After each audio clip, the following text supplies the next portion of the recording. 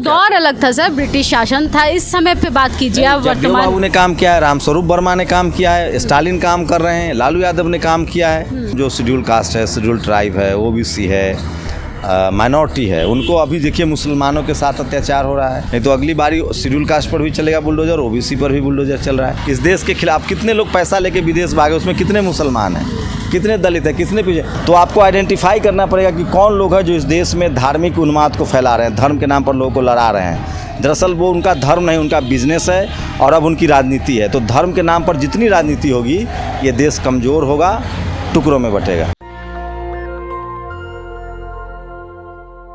मैं निधि रतन, आप देख रहे हैं नेशनल दस्तक, तस्वीर भारत की। मेरे साथ हैं नेशनल दस्तक के संपादक शंभू कुमार सिंह, जो लगातार जंतर मंतर तमाम उन जगहों पर होते हैं जहां पे बहुजनों के हक अधिकारों के खिलाफ आवाज़ को दबाया जाता है। सर, हमारे चैनल में पहले तो आपका स्वागत है। आप लगातार जंतर मंतर पे बहुजनों की आवाज़ को उठाते हैं। सरकार तो मानने वाली नहीं है, क्योंकि बहुजन समाज तो हिंदू राष्ट्र बचाने पे लगा। इस पर आप क्या कहेंगे?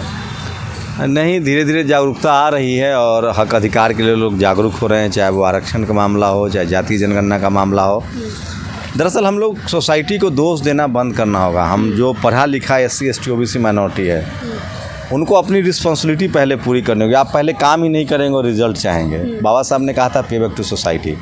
बाबा साहब ने कभी समाज को दोष नहीं ठहराया। उन्होंने उनको समझ आई, उन्होंने काम किया और उन्होंने कहा कि मैं समाज तैयार कर रहा हूँ, उनको काम करना चाहिए। विदेशों में भेजा, यहाँ कॉलेज खोले, अपनी कमाई से स्कूल बनवाएं, समाज को जागरूक किया, किताबें लिखी।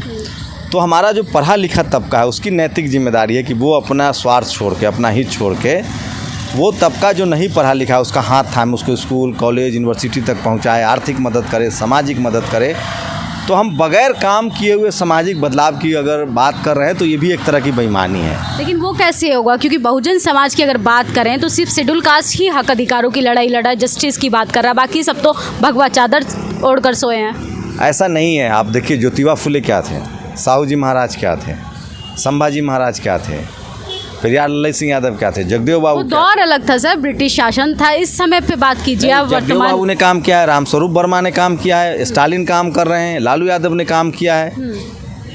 तो सवाल ये है कि गलतियां हुई है, लेकिन वही है कि जो हमारे कॉलेज यूनिवर्सिटी में टीचर हैं, प्रोफेसर हैं, क्या उन्होंने आइडियोलॉजी बच्चों को समझाया, सोशल जस्टिस की लड़ाई समझाई? तो जिस कम्युनिटी की आप बात कर रहे हैं, कम से कम जो शेड्यूल कास्ट है, शेड्यूल ट्राइब है, OBC है, माइनॉरिटी है, उनको अभी देखिए मुसलमानों के साथ अत्याचार हो रहा है। जब धर्म देख के बुलडोजर चल रहा है, तो वहाँ शेड्यूल कास्ट OBC को खड़ा होना चाहिए। नहीं तो अगली बारी शेड्यूल कास्ट पर भी चलेगा बुलडोजर, OBC पर भी बुलडोजर चल रहा है। देखिए, जो लोग धार्मिक व्यवस्था में रहेंगे, जो इनका जो तथाकथित जो इनका ब्राह्मणवाद, मनुवाद, ब्राह्मणवाद क्या है, उसमें जाति व्यवस्था बनी हुई है। जो उस व्यवस्था में रहेगा वो शूद्र है, अछूत है, उनको उसका दंड मिलना पड़ेगा।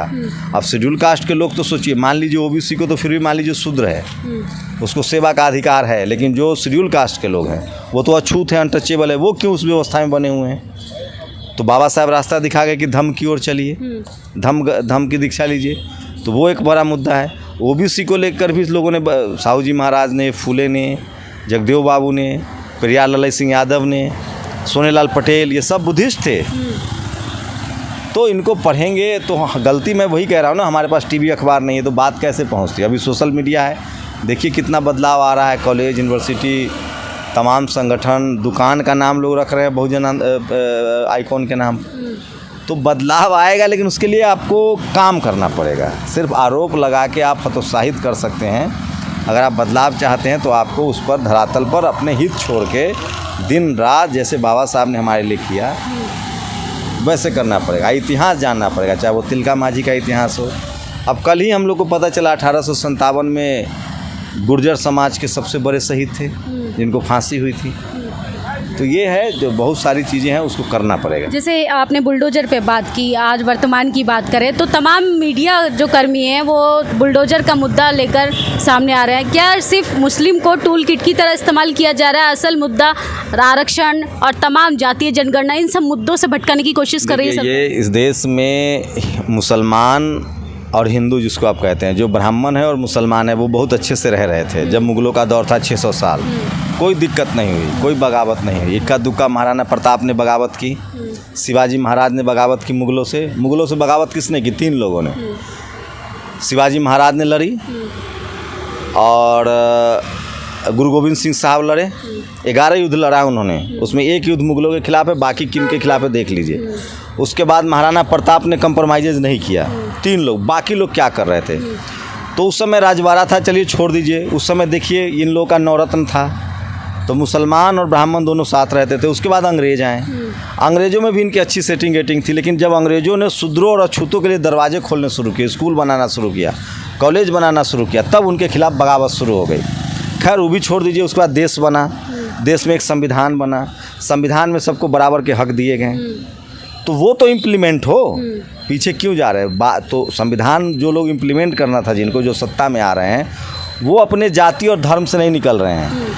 तो ये जो आप मुसलमानों के प्रति अत्याचार देख रहे हैं, वो दरअसल मुसलमानों के प्रति अत्याचार नहीं है, वो SC ST OBC के जो हक अधिकार हैं उनको आरक्षण मिल रहा है, वो कलेक्टर SP DM बन रहे हैं। तो जब नीचे का दबाव बढ़ता है ना, तो उनको एक दुश्मन चाहिए। तो वो अब SC ST OBC को कह रहे हैं कि तुम हिंदू हो, तुम मुसलमान तुम्हारा दुश्मन है, जबकि सच्चाई है कि मुसलमान कभी आरक्षण के विरोध में है ही नहीं। इस देश के खिलाफ कितने लोग पैसा लेके विदेश भागे, उसमें कितने मुसलमान हैं, कितने दलित हैं, कितने पीछे।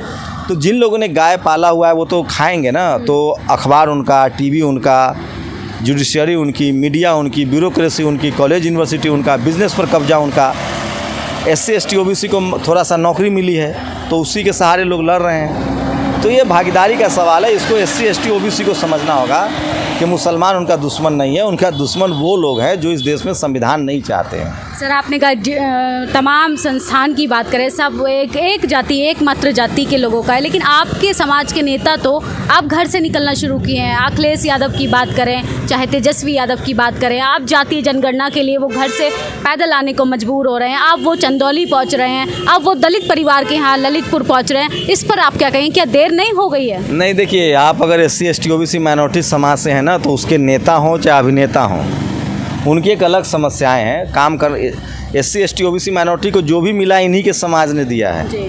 अब उन्हीं से आप 24 कैरेट वो कर रहे हैं, अपने स्तर से करना भी चाहिए। अब मुझे नहीं पता वो क्या कर रहे हैं नहीं कर रहे, मैं तो स्पोक्स पर्सन हूँ नहीं उनका, लेकिन मैं फिर कह रहा हूँ कि तमाम बहुत सारे जो लोग जिनका आप नाम लिए 2-4 क्या करेंगे नहीं पता, लेकिन साहू जी महाराज हो, संभाजी महाराज हो, पेरियार हो, फूले हो, तथागत कबीर हो, रविदास महाराज हो, तो इसी समाज के लोगों ने, संत गाडगे हो, तिलका माझी हो, जयपाल मुंडा हो, फातिमा शेख हो, सावित्रीबाई फूले हो, तो एक लंबी, कांसीराम साहब हो, एक लंबी परंपरा भी तो है। इन्हीं लोगों ने लड़ाई लड़ी है।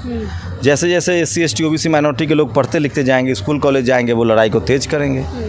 क्या कहना चाहेंगे हमारे दर्शकों को? आखिरी बात, आप तमाम मुद्दों पे बात करते रहते हैं, तमाम तरह की बहुजन समाज की अलग अलग समस्याओं को देखते हैं, क्या कहेंगे? हमको स्कूल जाना पड़ेगा, संविधान बचाना पड़ेगा, तभी ये मुल्क बेहतर बन पाएगा। भारत कभी भारत नहीं था। आज़ादी के बाद भारत तभी भारत हुआ जब संविधान बना। जाति धर्म के आधार पे भेदभाव बंद हो, सबको बराबर का हिस्सा मिले, सबके साथ बराबर का न्याय हो। लिंग के आधार पे, जाति के आधार पे, धर्म के आधार पे जो लोग भेदभाव कर रहे हैं वो समझिए इस देश के दुश्मन हैं। जो संविधान के खिलाफ है वो इस देश का दुश्मन है, क्योंकि भारत तभी भारत बना जब संविधान बना, नहीं तो सब अपने अपने टुकड़ों के लिए लड़ रहे थे। कोई अपना राज बचा रहा था। भारत 3 ही बार भारत बना है। जब सम्राट अशोक का भारत था, जब मुग़ल था तो थोड़ा भारत बड़ा हुआ, और जब अंग्रेज आए तो फिर थोड़ा भारत बड़ा हुआ। उसके बाद सबसे अच्छा भारत बना जब संविधान आया। तो संविधान अगर बच जाएगा तो हम भारत को बचा पाएंगे। और तमाम लोगों की डाइवर्सिटी बहुत ज़रूरी है। भारत की खूबसूरती यही है, पहचान यही है कि यहाँ बहुत सारी जातियाँ, बहुत सारे धर्म, बहुत सारी भाषा के लोग रहते हैं। उन सबके सुरक्षा संविधान में निहित है, उनको सुरक्षित करना पड़ेगा। धर्म के आधार पे, जाति के आधार पे और लिंग के आधार पे अगर भेदभाव होगा तो ये देश मजबूत देश नहीं बनेगा। दूसरी बात, आपको कॉलेज यूनिवर्सिटी विज्ञान की तरफ जाना पड़ेगा, जो कि आपके संविधान में है। साइंटिफिक टेम्परामेंट जापान, चीन, अमेरिका कैसे बना है? विज्ञान से बना है। तो आपको आइडेंटिफाई करना पड़ेगा कि कौन लोग हैं जो इस देश में धार्मिक उन्माद को फैला रहे हैं, धर्म के नाम पर लोगों को लड़ा रहे हैं। दरअसल वो उनका धर्म नहीं, उनका बिजनेस है और अब उनकी राजनीति है। तो धर्म के नाम पर जितनी राजनीति होगी ये देश कमज़ोर होगा, टुकड़ों में बटेगा। बहुत बहुत शुक्रिया सर हमसे बातचीत। Thank you. ये थे शंभू कुमार सिंह, हमने इनसे बातचीत की। इन्होंने बोला कि शिक्षित होना बहुत ज़रूरी है बहुजन समाज के लिए, तभी आप धार्मिक भेदभाव से, धार्मिक सांप्रदायिक दंगों से बाहर निकल पाएंगे। हमारी बातचीत आपको कैसी लगी, आप अपनी प्रतिक्रिया ज़रूर दें और कमेंट बॉक्स में आप अपनी राय ज़रूर दें। नेशनल दस्तक की आपसे गुजारिश है कि अगर इसको बचाना चाहते हैं तो नेशनल दस्तक को सब्सक्राइब करने के लिए रेड कलर के सब्सक्राइब बटन को दबाएं, फिर बेल आइकन की घंटी दबाएं। नेशनल दस्तक को बचाने के लिए बहुत ज़रूरी है कि हर खबर को शेयर करें, लाइक करें, कमेंट जरूर करें।